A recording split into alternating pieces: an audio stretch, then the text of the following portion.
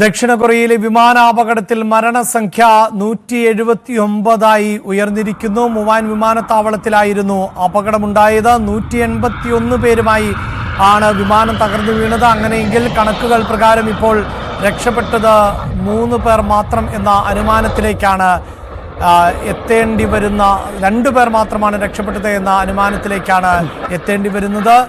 നിരവധി പേർക്ക് ഗുരുതരമായി പരിക്കേറ്റതായി നേരത്തെ തന്നെ റിപ്പോർട്ടുകളും ഉണ്ടായിരുന്നു.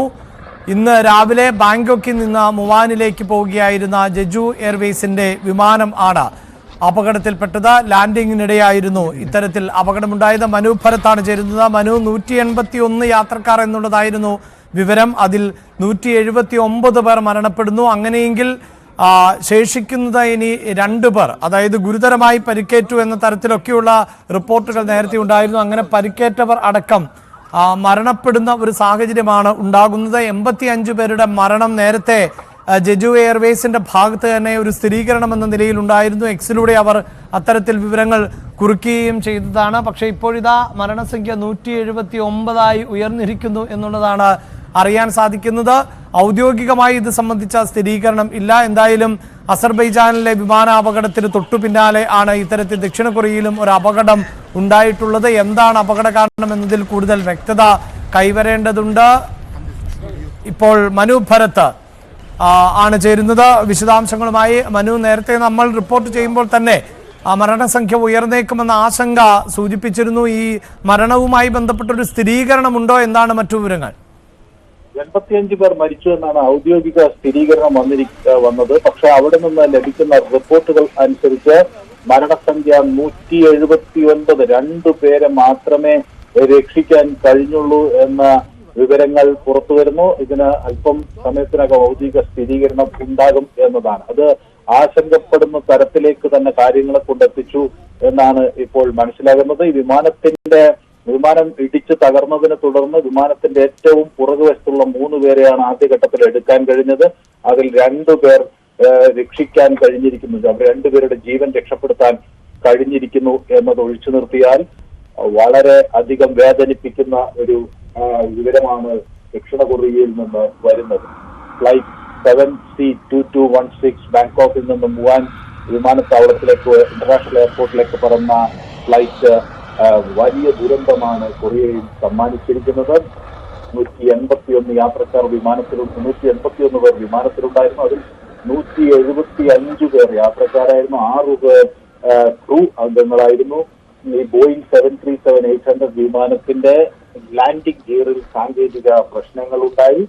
അത് ഒരു പക്ഷിക്കൂട്ടത്തിൽ ഇടിച്ചു എന്നൊരു സംശയവും അവിടെ നിലനിൽക്കുന്നുണ്ട്. അതായിരിക്കാം ഇടിച്ചു, പക്ഷെ അതാണോ ഈ ലാൻഡിംഗ് ഗിയറിന്റെ സാങ്കേതിക തകരാറിന് കാരണമാക്കിയത് എന്നത് കൂടി കുറെ കൂടെ അന്വേഷണമുണ്ട്. ഏതായാലും ഇതിന്റെ ഒരു വിശദമായ അന്വേഷണം കൊറിയൻ സർക്കാർ പ്രഖ്യാപിച്ചിട്ടുണ്ട്. കൊറിയ നമുക്കറിയാം നിലവിലൊരു വലിയ രാഷ്ട്രീയ അസ്ഥിരത്വത്തിലൂടെ പോയിക്കൊണ്ടിരിക്കുകയാണ്. യൂൻ സുക്യോൾ നേരത്തെ അവിടെ പട്ടാള ഭരണം ഏർപ്പെടുത്തി പെട്ടെന്ന് ഒരു പട്ടാള നിയമം കൊണ്ടുവന്നതിനെ തുടർന്ന് അവിടെ ജനപ്രതിനിധി സഭ അദ്ദേഹത്തെ അവിടെ നിന്ന് ഇംപീച്ച് ചെയ്തു.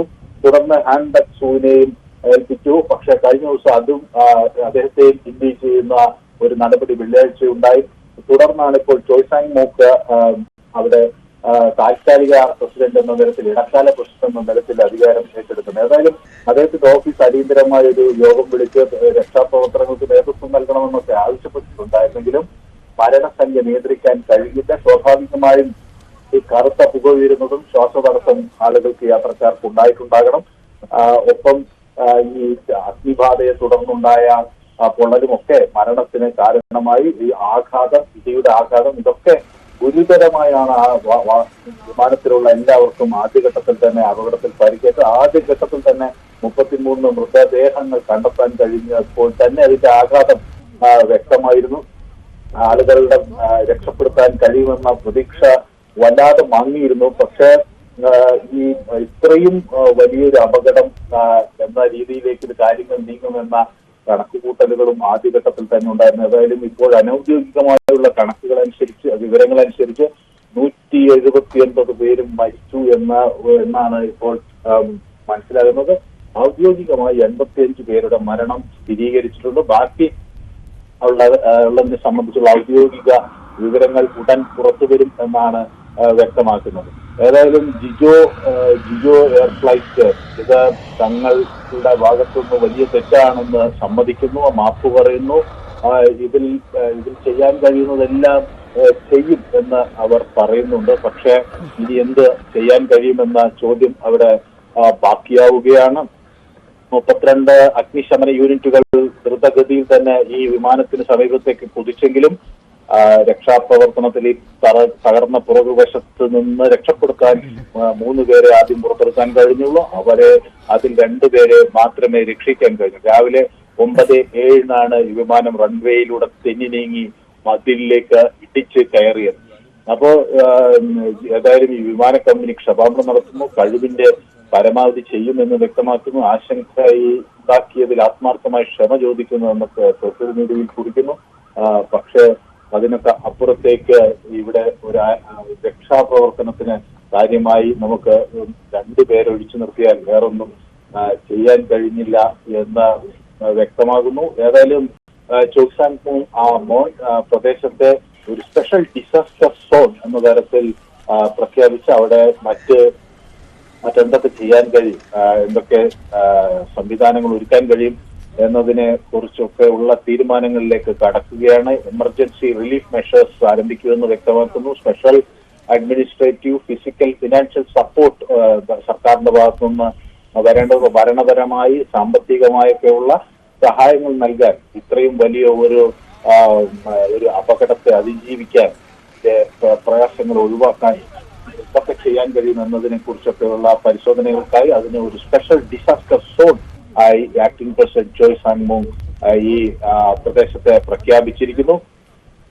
തുടർന്ന് ഈ അവിടേക്ക് പ്രത്യേക ഈ കുടുംബാംഗങ്ങളെയൊക്കെ അങ്ങോട്ടേക്ക് എത്തിക്കാനുള്ള പ്രത്യേക ട്രെയിൻ സർവീസ് വുഹാനിലേക്ക് ആരംഭിക്കാനുള്ള നിർദ്ദേശം കൊടുത്തിട്ടുണ്ട്. ബുള്ളറ്റ് ട്രെയിനുകൾ സിയോൾ സ്റ്റേഷനിൽ നിന്ന് 3 മണിക്ക് ഉച്ചയോടുകൂടി പുറപ്പെടും. അതുപോലെ പല കേന്ദ്രങ്ങളിൽ നിന്നും അടിയന്തരമായി ഈ മരിച്ചവരുടെ ബന്ധുക്കൾക്ക് എയർപോർട്ടിൽ, ഇന്റർനാഷണൽ എയർപോർട്ടിലേക്ക് എത്താനുള്ള സൗകര്യം അവിടെ ഏർപ്പെടുത്തുന്നു. അതിന്റെ തൊട്ടടുത്ത സ്റ്റേഷൻ ഈ മോപ്പോ സ്റ്റേഷനാണ്, റെയിൽവേ സ്റ്റേഷൻ. അപ്പൊ അങ്ങോട്ടേക്ക് ധാരാളം ട്രെയിനുകൾ ആരംഭിക്കുന്നതായും അതിൽ ഈ രക്ഷാപ്രവർത്തനത്തിന് എത്തുന്നവരും ഒപ്പം അതുപോലെ ഈ മരിച്ചവരുടെ കുടുംബാംഗങ്ങൾക്കുമൊക്കെയുള്ള പ്രാതിനിധ്യം നൽകിക്കൊണ്ട് അങ്ങോട്ടേക്ക് കൂടുതൽ തീവണ്ടികൾ ആരംഭിക്കുന്നു.